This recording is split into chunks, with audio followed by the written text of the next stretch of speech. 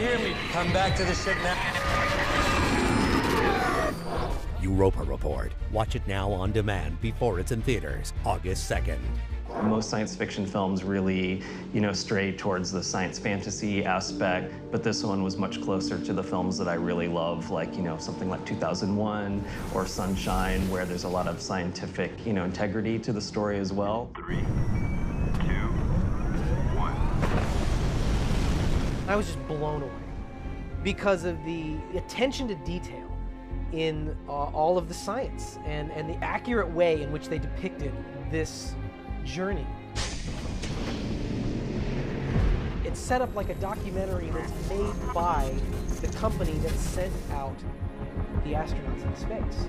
From one perspective, you can say our mission actually began 400 years ago. That's when Galileo first saw Jupiter. If life exists on Europa, it will be the single most profound discovery in human history.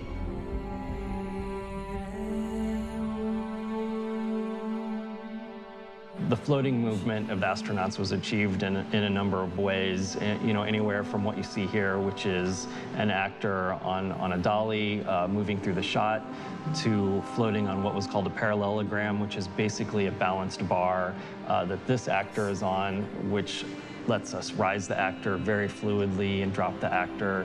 And in some scenes, we also did some wire work as well to achieve a weightless effect. Here we have, a still frame of one of the green screen shots of the astronauts that we shot floating on the stage. So, once we have a very nice fluid shot, we then, can jump to the final and see, just how we integrated them along the surface. It's okay. Andre's okay. We're tender. The film needed to have a creature of some kind that lived in the water underneath the ice. I want to see if it's reacting to my lights. I'm going to turn them off. For a lot of the design of the lights, we looked at vampire squid.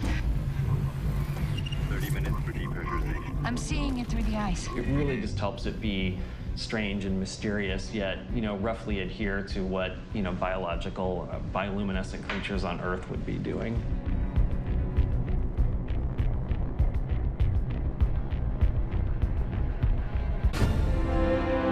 I'm really excited to see the audience reaction to this movie because there's really nothing else like it.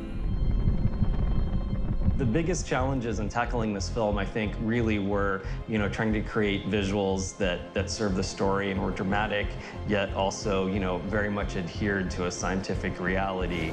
That made it a little bit tricky, but it was a pretty fun challenge ultimately.